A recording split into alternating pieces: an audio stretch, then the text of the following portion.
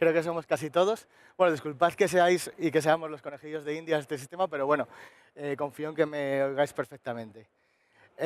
Bueno, lo primero, muchas gracias a todos por venir, por estar hoy aquí con nosotros en este AWS Madrid Summit y por estar en concreto en esta sesión que va a tratar sobre cómo ejecutar migraciones a gran escala hacia AWS. Yo soy Guillermo Méndez, soy arquitecto de soluciones en AWS, pero no os voy a contar yo solo esta charla, sino que también va a estar con nosotros Francisco Gutiérrez, Head of BI Solutions en Endesa, que os va a contar cómo ellos han ejecutado una migración a gran escala hacia Amazon Redshift. Entonces, bueno, para empezar, sin más dilación, la agenda del día es la siguiente. Vamos a empezar a hablar un poco sobre el portfolio de bases de datos, de propósito específico de AWS. A continuación, hablaremos sobre qué es el servicio de migración de bases de datos de AWS. Después, os mencionaré brevemente qué es nuestro programa de Database Migration Program. Y finalmente, pues daremos el turno a Francisco, que os contará algo mucho más interesante, que es cómo ellos han podido hacer una migración en el mundo real hacia Amazon Redshift. Entonces, bueno, cuando hablamos de proyectos de migración de datos, generalmente podemos clasificarlos en tres tipos de proyectos. El primero es un clásico lift and shift, en el cual lo único que queremos es mover nuestros datos desde nuestros centros de datos o desde nuestro on-premise hacia la nube de AWS. En este caso, lo que queremos es, en la medida de lo posible, tocar lo menos posible nuestras aplicaciones y nuestros datos para que funcionen sin necesidad de hacer ninguna intervención demasiado grande. En segundo lugar, queremos crear nuevas aplicaciones en la nube, con lo cual la tarea a nivel de datos sería elegir cuál es la base de datos más correcta y que más encaja con el tipo de datos que vamos a utilizar. Finalmente, sería poder realizar analíticas sobre estos datos que tenemos en la nube, poder ganar nuevo conocimiento de estos datos y entonces poder crear nuevas aplicaciones que den más valor a nuestra compañía o a nuestros clientes. Hoy nos vamos a centrar principalmente en los proyectos de lift and shift, que son los que consisten en migrar nuestros datos, más o menos tal como están, hacia la nube. Pero antes de comenzar a hablar de todas nuestras bases de datos y nuestros sistemas de migración de datos, quiero dar un repaso muy breve a nuestro portfolio de servicios de analítica de datos. Si empezamos por la parte más baja, que son los servicios de movimiento de datos, tenemos nuestro servicio de migración de bases de datos, del cual os voy a hablar un poco más en detalle más adelante. Tenemos nuestros dos dispositivos físicos de migración de datos, que son Snowball y Snowmobile, que nos permiten migrar teras, gigas, teras o incluso exas de datos en un dispositivo físico. Y finalmente, nuestros servicios de Kinesis, tanto DataStreams como Data Firehouse, que nos permiten migrar datos en tiempo real. En segundo lugar, una vez que nos traemos nuestros datos a AWS, lo normal sería crear un Data Lake en AWS donde podamos almacenar todo tipo de datos, bien sean homogéneos o heterogéneos. Entonces, nuestro servicio clave para esto es S3. S3 es nuestro almacenamiento de objetos de bajo coste y alta durabilidad y confiabilidad, en el cual es posible almacenar cualquier cantidad de datos. Tenemos AWS Glue, que es nuestro servicio de ETL y de catálogo de datos, y luego tenemos un nuevo servicio que está en preview actualmente, pero que próximamente estará disponible, que es Lake Formation, que ejerce como orquestador de nuestro Data Lake, de manera que sea mucho más sencillo crear Data Lakes y orquestar tanto lo que es el acceso de usuarios, la seguridad de nuestro Data Lake y nuestro catálogo de datos. En tercer lugar, una vez que hemos creado nuestro Data Lake, pues lo que queremos son herramientas de propósito específico para nuestras aplicaciones concretas o para realizar analíticas sobre estos datos. Si nos centramos en el bloque de analítica, podemos ver Amazon Redshift, que es nuestro Data Warehouse en la nube, del cual también vamos a hablar luego más adelante. Elastic MapReduce, que es nuestros clusters de Hadoop y Spark gestionados. Athena, que es un servicio de análisis interactivo que nos permite lanzar queries SQL contra datos homogéneos o heterogéneos que tengamos almacenados en S3. Nuestro servicio Elasticsearch gestionado. Y finalmente Kinesis Data Analytics, que lo que nos permite es lanzar queries SQL en tiempo real contra los datos que estamos ingestando en tiempo real con nuestros servicios de Kinesis. En segundo lugar, tenemos un conjunto de bases de datos, las cuales no voy a parar ahora porque luego, más adelante, dentro de un ratillo, os las voy a comentar mucho más en profundidad. Y finalmente un tercer bloque de servicios de blockchain, donde tenemos un blockchain gestionado y unas plantillas de blockchain. En el nivel más alto tenemos los servicios que, digamos, pueden explotar los datos que tenemos almacenados, tanto en nuestro Data Lake como en nuestras bases de datos de uso específico. Por un lado es QuickSight, es nuestra herramienta de Business Intelligence, que lo que permite es realizar informes y reportes de forma sencilla. En segundo lugar tenemos SageMaker, que es nuestra suite de Machine Learning y Deep Learning, que es un conjunto de herramientas que nos permite desde etiquetar datos, tener notebooks de exploración de datos gestionados, nos permite levantar infraestructura de entrenamiento de modelos de manera automática, nos permite publicar estos modelos para poder realizar inferencia contra los mismos, nos permite hacer un montón de cosas más, como por ejemplo realizar inferencia contra modelos en modo batch. Entonces, bueno, esto es una breve introducción de muchos servicios de los cuales hoy probablemente mis compañeros van a hablar en el resto de charlas. Si nos centramos en las bases de datos, nosotros en AWS tenemos un conocimiento muy amplio construyendo bases de datos altamente disponibles y a escala. Entonces, lo que no queremos es que los desarrolladores, cuando eligen una base de datos, tengan que elegir entre funcionalidad, rendimiento o escala. Es decir, que siempre tengan las tres características. Como sabréis, nuestro roadmap de productos está definido más de un 90% por nuestros clientes. Es decir, nuestros clientes nos dicen qué es lo que necesitan y nosotros, en base a eso, añadimos funcionalidades a nuestros productos o creamos nuevos productos. De manera que a lo que hemos llegado al final pues es a un portfolio muy amplio de bases de datos de uso específico que encajan con cada caso de uso de nuestros clientes. Nosotros no creemos que exista una única base de datos universal que sirva para todos los propósitos. Entonces, como veréis, podemos tener desde bases de datos relacionales, con motores comerciales, motores creados por la comunidad o incluso motores creados específicamente para la nube. Tenemos bases de datos de clave valor, de documento, bases de datos en memoria o cachés, bases de datos de grafo, bases de datos de time series, que es un servicio que tendremos pronto disponible, que nos permite almacenar datos de series temporales, como por ejemplo los que generan dispositivos IoT. Y finalmente, bases de datos de Ledger o del libro mayor, que es una base de datos inmutable basada en tecnología blockchain. Entonces, bueno, cuando nuestros clientes quieren hacer un lift and shift y mover los datos a la nube, pues generalmente lo que les decimos es que tienen que buscar la base de datos que mejor encaje con el tipo de migración que quieren realizar. Si hablamos de bases de datos relacionales, bien sean motores comerciales como Oracle o SQL Server, o motores creados por la comunidad como MySQL o Postgre, pues tendrán la opción de mover estos datos a RDS o Aurora, que son nuestras bases de datos, de las que luego os voy a hablar un poco más en profundidad. Si hablamos de bases de datos no relacionales, podríamos hablar, por ejemplo, de migrar bases de datos Cassandra hacia DynamoDB, que es totalmente gestionada y serverless. Podemos hablar de migrar MongoDB hacia DocumentDB, o de migrar cachés como Redis o Memcache a nuestro servicio Elasticcache, que en el fondo son estos tipos de cachés, pero gestionados por nosotros 100%. Si hablamos de data warehouses, podemos hablar de migrar nuestro data warehouse poco escalables y de alto coste en on-premise como Teradata, Oracle o SQL Server hacia Amazon Redshift. Si hablamos de clusters MR, pues la ventaja que tienen los clientes al mover su clúster de Elastic MapReduce, por ejemplo, un Hortonworks o un Cloudera que tengan on-premise, hacia nuestro clúster en la nube, es que va a ser un clúster mucho más flexible, pues es muy sencillo al añadir y quitar nodos o incluso apagarlo cuando no lo necesitemos. Cuando hablamos de analítica operacional, pues de nuevo los clientes pueden ganar flexibilidad al mover su clúster Elasticsearch hacia nuestro servicio gestionado. Y finalmente, si hablamos de Business Intelligence, como os comentaba, QuickSight puede sustituir a otras herramientas de reporting y de generación de informes. Entonces vamos a centrarnos un poquito en algunas de las bases de datos que os he comentado ahora mismo, que son de las más interesantes que tenemos. La primera es Aurora. Amazon Aurora es una base de datos creada 100% con la nube en mente. Es decir, no es una base de datos que nos hemos traído a la nube, sino que se ha creado específicamente para funcionar en la nube. De esta manera tenemos compatibilidad con MySQL y con PostgreSQL en una base de datos relacional que nos da el rendimiento de una base de datos comercial, pero a un décimo del coste. Con Aurora podemos conseguir hasta 5 veces el rendimiento de una instalación de MySQL estándar y hasta 3 veces el rendimiento de una instalación de Postgre. Podemos escalar hasta 15 réplicas de lectura y además lo que tiene es un sistema de almacenamiento creado explícitamente para la nube que es tolerante a fallos. En caso de que algún nodo falle, se recupera automáticamente y además tiene nuestros datos replicados 6 veces en todo momento en 3 zonas de disponibilidad en una de nuestras regiones.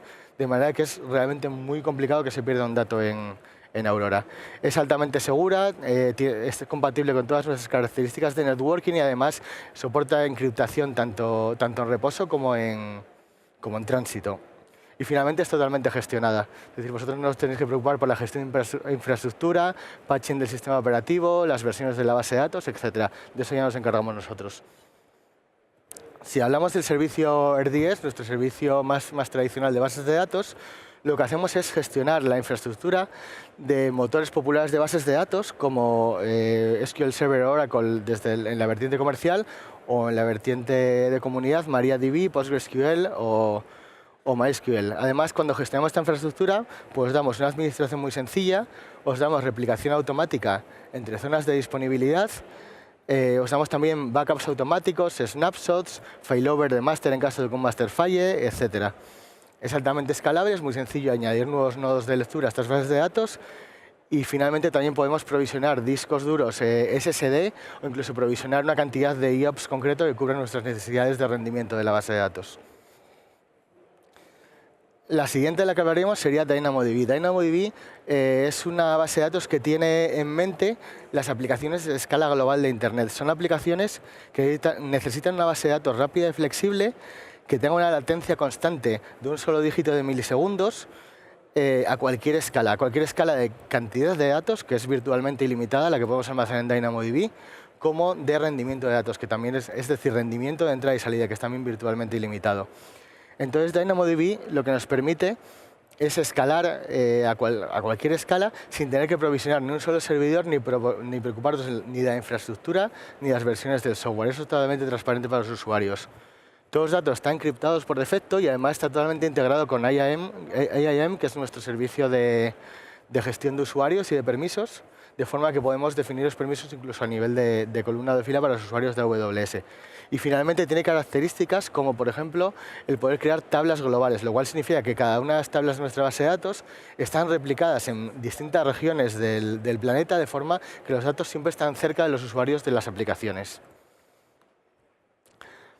Una de las últimas incorporaciones que hemos tenido es de Amazon DocumentDB, que es una base de datos de documento flexible y escalable y totalmente gestionada, que es compatible con la API de MongoDB. En concreto, es compatible con la versión 3.6 de la API de MongoDB, de forma que nuestras aplicaciones que ya funcionen con MongoDB no es necesario modificarlas para que funcionen con esta base de datos. Nos puede dar hasta 2 veces el rendimiento de una instalación de MongoDB gestionada de otros proveedores y de nuevo puede escalar hasta 15 réplicas y al igual que Aurora los datos están siempre replicados 6 veces en 3 zonas de disponibilidad de la misma región. De nuevo también tenemos replicación automática multi-AZ, como os comentaba, backups automáticos, copia de seguridad automática en S3, etc. Finalmente, Amazon Redshift es nuestro Data Warehouse en la nube. Es un Data Warehouse construido para la nube con el cual podemos alcanzar hasta 10 veces el rendimiento de un Data Warehouse tradicional a 1/10 del coste. Amazon Redshift tiene varias características nuevas que hemos ido sacando poco a poco para mejorarlo según lo que nos decían los clientes. Una de ellas, por ejemplo, es que tiene una escalabilidad para consultas, para queries analíticas virtualmente ilimitada, de manera que aunque nuestro clúster esté restringido por el número de nodos que tiene, cuando las queries no son de escritura o nostalización, sino de lectura, podemos provisionar automáticamente y de manera transparente para los usuarios nuevos nodos que ejecuten la query y luego se decomisionen de nuevo, de manera que los usuarios pueden lanzar queries con un paralelismo prácticamente ilimitado. Otra característica muy interesante que tiene Amazon Redshift es el Redshift Spectrum, que es una característica que nos permite aumentar lo que es el almacenamiento de Redshift a todo nuestro Data Lake en S3. Es decir, si tenemos en Redshift terabytes de datos o petabytes de datos, podemos aumentarlo hasta petabytes o exabytes que tengamos en S3 sin tener nodos provisionados para ello. De forma que con una misma query podemos consultar o combinar datos que tenemos en nuestro Data Warehouse en Redshift con nuestro Data Lake en S3.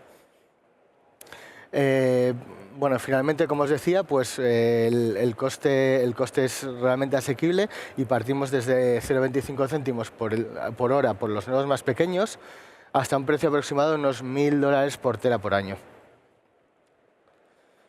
Bueno, entonces hemos hablado mucho de bases de datos, pero la siguiente pregunta sería ¿cómo llevo yo mis datos a estas bases de datos de las que me estás hablando? Pues para eso tenemos nuestro servicio de migración de bases de datos, que os permite tanto migrar entre nuestras bases de datos on-premise hacia las bases de datos en la nube, como migrar entre bases de datos en la nube. Por ejemplo, si tenéis una base de datos instalada por vosotros en una máquina EC2, la podríais migrar a una base de datos RDS, o entre versiones distintas o motores distintos de una RDS, por ejemplo. Tiene características como, por ejemplo, la conversión automática de esquemas y también la conversión automática de código de los procedimientos almacenados. Y también nos permite realizar replicación síncrona en tiempo real de los datos. Entonces, este servicio está compuesto por dos herramientas que son DMS y SCT. Las dos tienen el mismo objetivo, que es permitir a nuestros clientes poder migrar datos de cualquier tipo de base de datos y poder escoger la plataforma en la nube que mejor se adapta a sus necesidades. Estas dos utilidades son SCT, que sería el Schema Conversion Tool, que lo que permite es convertir esquemas de datos de nuestras bases de datos comerciales y Data Warehouse hacia los engines que tenemos disponibles en AWS, tanto de bases de datos comerciales, de comunidad o incluso bases de datos nativas en la nube como Aurora o Redshift. Finalmente, el servicio DMS nos permite una migración más sencilla, pero en la cual no se realiza conversión de esquemas. Es decir, podemos migrar datos o incluso replicar datos de manera síncrona entre dos bases de datos que sean compatibles. Entonces, aquí como ejemplo pues podéis ver la cantidad de fuentes y de destinos que soportan estas dos aplicaciones. Es decir, prácticamente cualquier base de datos que podáis tener on-premise la vais a poder traer a cualquier base de datos que tengamos en la nube. Y no solo eso, sino que también podéis traer estos datos a S3 para formar un data lake o para hacer un backup de datos, o a servicios como Elasticsearch o como Kinesis para transferencia de estos datos en tiempo real. Es decir, no se trata solamente de una migración entre bases de datos. Entonces, ¿cuándo usaríamos una aplicación o la otra, DMS o SCT? Pues generalmente tenemos tres tipos de escenarios cuando hablamos de una migración de datos, que puede ser modernizar nuestra base de datos, migrar nuestros datos o replicarlos. Cuando hablamos de migrar nuestros datos, de modernizar nuestra base de datos, la aplicación más apropiada es SCT, porque nos permite convertir nuestros esquemas a la base de datos destino. En este tipo de migraciones lo que queremos es traernos pues, nuestros datos de una base de datos que tengamos en premise a una base de datos diferente en la nube, de manera que probablemente haya que hacer una cierta transformación de los datos, de los esquemas y de los procedimientos almacenados que tengamos. SCT lo que nos permite es generarnos un informe de cuán compleja o no va a ser esta migración, nos va a indicar qué parte de la migración puede realizar él automáticamente y cuál va a requerir un esfuerzo manual por nuestra parte. De forma que desde el principio tengamos un informe claro de cómo va a ser esta migración. Al igual podemos hablar no solamente de bases de datos, sino de data warehouses y de cualquier data warehouses on-premise como Oracle, SQL Server, Netezza, Greenplum, Vertica o Teradata. Podemos traer nuestros datos con una conversión de esquemas hacia Amazon Redshift. En segundo lugar, si hablamos de migrar datos, generalmente es una migración de una base de datos A a una base de datos B, en la cual queremos pues, a lo mejor actualizar una versión menor de nuestro motor de datos, como os comentaba, traernos de una instancia de EC2 a una base de datos gestionada, consolidar shares de datos en Aurora, archivar viejos datos en S3 para ahorro de costes o incluso en Glacier, que es nuestro servicio de archivado de datos. Migrar aplicaciones críticas para el negocio en las cuales no podamos permitirnos un tiempo de indisponibilidad de la aplicación, y luego pues también migrar un data warehouse compatible con Redshift o incluso entre bases de datos no SQL y SQL o viceversa. En tercer lugar, si hablamos de replicación de datos, lo que queremos es, una vez que se ha realizado la carga inicial de datos, realizar una copia continua de estos datos desde la base de datos origen a la base de datos destino para que las dos estén sincronizadas en todo momento. Esto nos permite, por ejemplo, crear réplicas entre regiones o, por ejemplo, tener una base de datos on-premise y a partir de estos datos poblar constantemente nuestro data lake para poder traernos la analítica de datos a AWS mientras que mantenemos la base de datos on-premise para nuestras aplicaciones legacy. Un caso práctico, por ejemplo, de esta funcionalidad de replicación continua de datos sería poder realizar una migración de una aplicación de on-premise hacia la nube sin que nuestros usuarios tengan downtime. ¿Cómo se haría esto? Pues tenemos nuestra base de datos en on-premise, digamos, y la base de datos destino en AWS. Lo primero que hacemos es levantar una instancia de DMS en AWS. El segundo paso sería conectarla a la base de datos origen y a la base de datos destino. Y el tercero sería configurar qué tablas, esquemas y bases de datos son los que queremos migrar. En ese momento, cuando tengamos todo listo, activamos la replicación y DMS lo que hace es crear las tablas en el destino, realizar una carga inicial de datos y finalmente comenzar una réplica continua de datos de forma que todo lo que ocurra en la base de datos origen se va a replicar en la base de datos destino. De esta manera las dos van a estar en todo momento sincronizadas. Esto nos permite mantener a los usuarios empleando la base de datos antigua en el momento que nosotros decidamos dar el cambiazo, digamos, a la aplicación, actualizar la versión de la aplicación y que el endpoint cambie y comience a apuntar a la nueva base de datos sin que esto tenga un impacto para los usuarios de la aplicación. Por último, simplemente mostraros algunos de los clientes que han usado DMS y deciros que la última estadística que tenemos actualizada es que se han migrado ya más de 130.000 instancias de bases de datos con DMS. Y por instancias no hablamos de bases de datos corriendo en una instancia, sino de instancias físicas que pueden tener una o más bases de datos dentro. Quiero hablaros muy rápidamente, para dejar tiempo a Francisco, de dos ejemplos prácticos. Uno de ellos es el de Amazon.com, imagino que os suena, es uno de nuestros mejores clientes. Y Amazon.com lo que tenía era un data warehouse con Oracle Rack, el cual tenían 75.000 tablas que eran escritas cada día por 1.300 equipos distintos de personas y eran consultadas por más de 3.300 equipos dentro de la compañía. ¿Qué ocurría? Que esta base de datos dejó de escalar y además estaba generando unos costes muy altos y Amazon.com no lograba extraer el conocimiento necesario que tenía de todos los datos almacenados para poder mejorar su negocio y su servicio hacia los usuarios. Entonces decidieron realizar una migración en la cual movieron todo este data warehouse a un data lake en S3 combinado para realizar analítica con clusters de Redshift, clusters de Elastic MapReduce y la funcionalidad de Redshift Spectrum.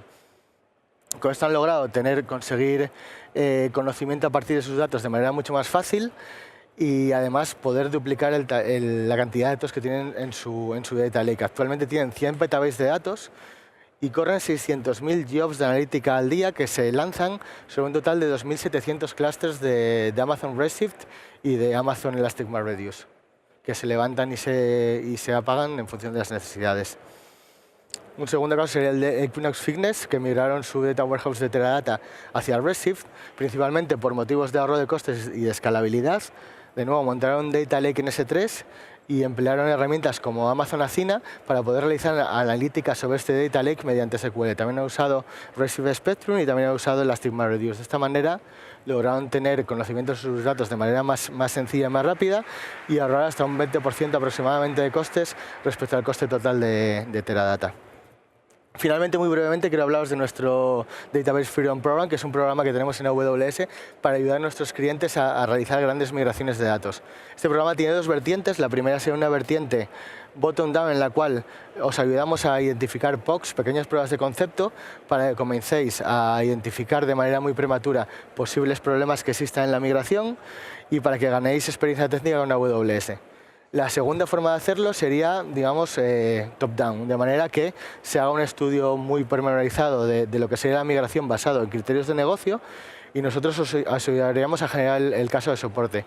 Además, os daríamos también entrenamientos, es decir, formación. Os daríamos soporte a través de nuestros servicios profesionales o de nuestros partners. Y finalmente también sería posible que os diésemos créditos en función del tamaño de la migración para que podáis usar el nuevo servicio de bases de datos. Bueno, esto es todo por mi parte y ahora quiero dar paso a Francisco Gutiérrez de Endesa, que os contará cómo han podido realizar una migración de su Data Warehouse hacia Amazon Redshift. Muchas gracias a todos.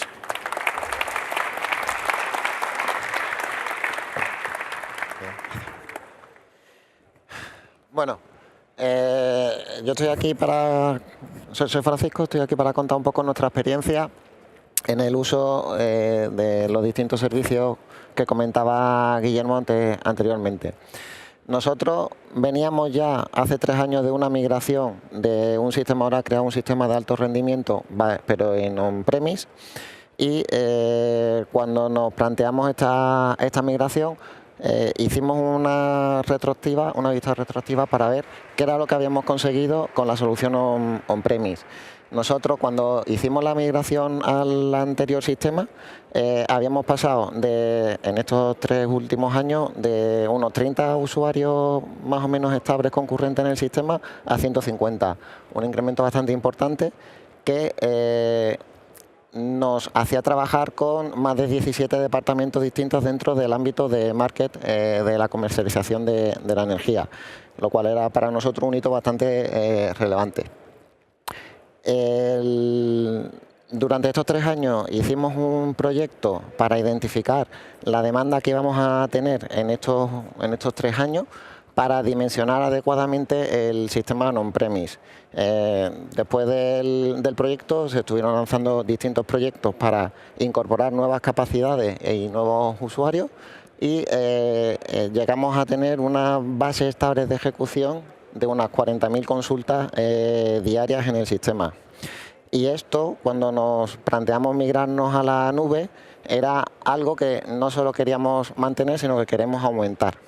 ¿Vale? Entonces, en el proceso de migración, nos planteamos un poco qué retos eran los que nosotros le planteábamos a Amazon, a la tecnología de Amazon, para dar respuesta a las necesidades de nuestro negocio. El primer reto que teníamos era ampliar la capacidad. No tanto en términos de poder ejecutar más consultas por segundo, que también, sino en disponer de más soluciones desde el punto de vista de arquitectura que pudiéramos generar nuevo valor para nuestro negocio.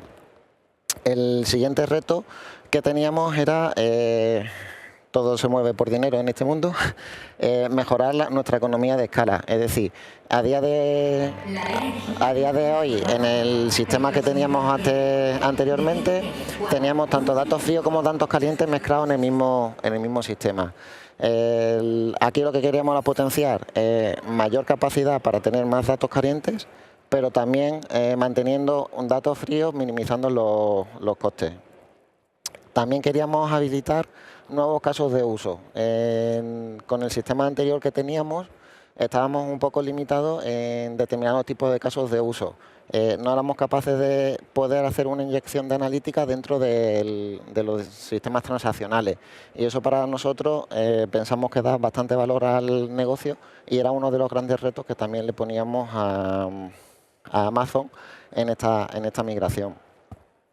Y por último, queríamos también como reto hacer este proyecto en un tiempo récord y eso significaba minimizar el impacto en software. No solo en el software que nosotros tenemos cargando datos dentro de nuestro data warehouse, sino también en todo el software departamental que tienen todas las áreas de negocio, más de 2,5 millones de líneas de código que explotan esa información.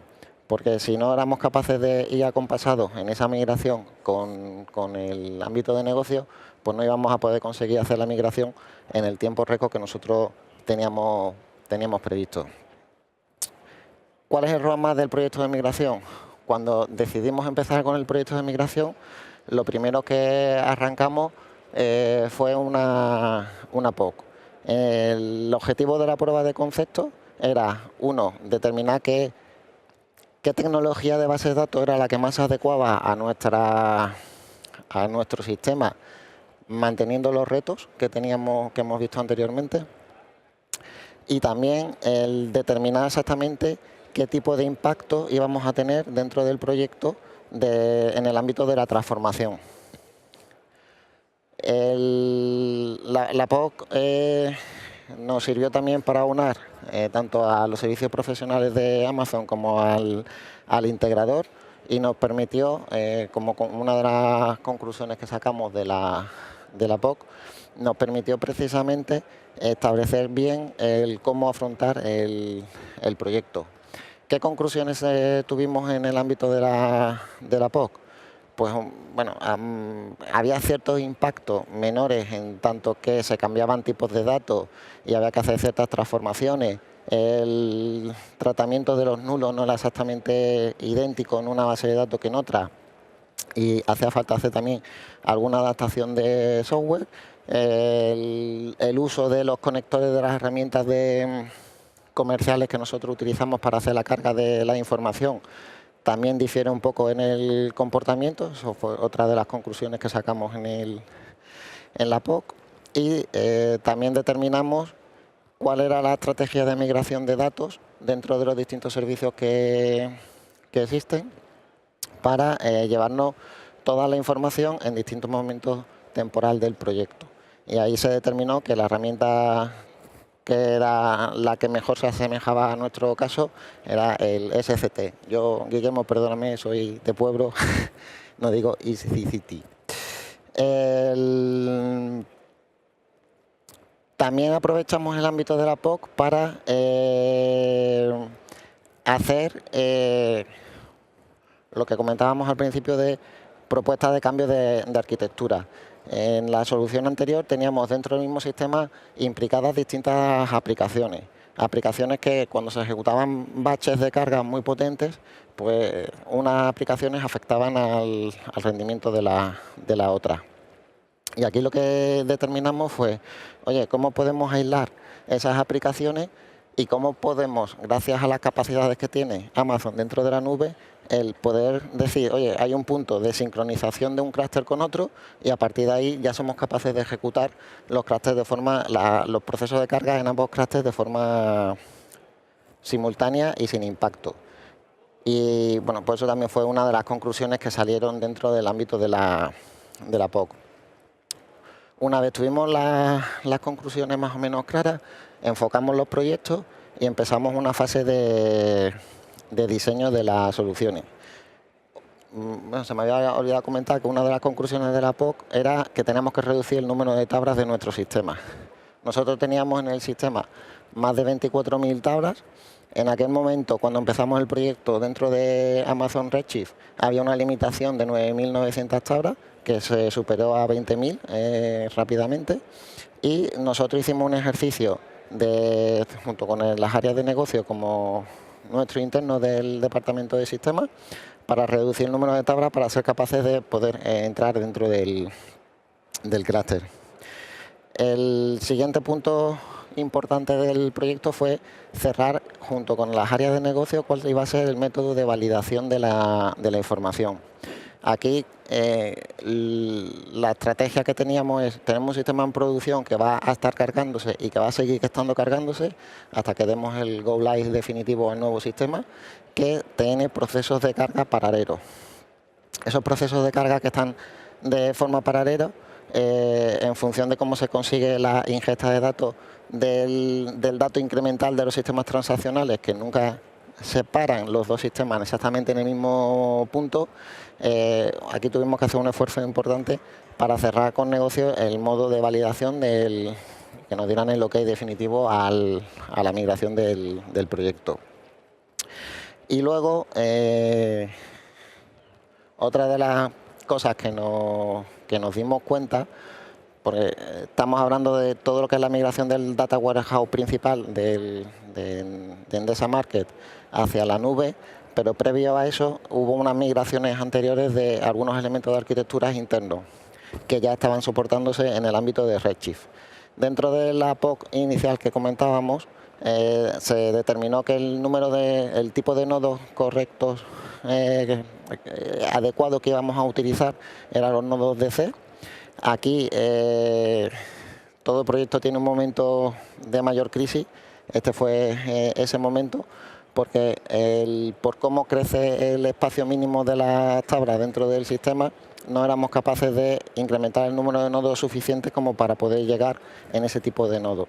Pero bueno, como existen otro tipo de nodos que tienen mayor espacio por nodo, hicimos un cambio de forma súper rápida y a partir de ahí seguimos la ejecución del proyecto sin ningún tipo de impacto. Luego empezamos todo lo que es el proyecto de ejecución de cambios de software de todos los sistemas de cargas que tenemos. Como decía al principio, dividimos la arquitectura en dos clústeres que van de forma paralelas en el tiempo, solo que el dimensionamiento de uno es mucho mayor que el del otro, y en uno estamos hablando de 80 procesos, 500 tablas y unos 300 millones de registros de cargas diarias, que más o menos en el ámbito de 3 meses hicimos toda la adecuación del software necesario y luego aproximadamente en un mes y medio de despliegue de paralelo con el ámbito con el área de negocio, logramos ponerlo en producción dentro de Amazon. El siguiente proyecto o la otra línea de trabajo que teníamos era mucho mayor, de mayor envergadura. Estamos hablando de más de 4.400 procesos corporativos, de más de 4.000 tablas corporativas y más de 13.000 tablas en el ámbito del área de negocio. Aquí el despliegue en producción fue un poquito más largo, obviamente, por todo el volumen que teníamos, y aproximadamente tardamos unos 3 meses del paradero hasta que el negocio nos dio finalmente el ok. Aquí, esto que ha pasado tan rápido con 6 meses, la realidad luego en el proyecto es que nos encontramos con determinados problemas que se fueron solventando todos, fundamentalmente en el ámbito de los conectores de las distintas aplicaciones. Nosotros el software que tenemos utilizamos tecnología propietaria y bueno, pues los conectores no siempre tienen el mismo proveedor, no siempre hace que un conector con una base de datos tenga exactamente el mismo comportamiento con otra base de datos y bueno, eso pues nos generó algún que otro problemilla, pero bueno, se solventó de forma correcta. Y un poco lecciones aprendidas dentro del proyecto. Para este tipo de migración es súper importante contar con la presencia del proveedor. Aquí Amazon nos estuvo arropando durante todo el proyecto de una forma bastante constructiva y nos ayudó bastante en los distintos hitos en los que tuvimos algún que otras dificultades. Así que es fundamental contar con el apoyo del fabricante y también es fundamental contar con un integrador que esté certificado en las tecnologías del fabricante.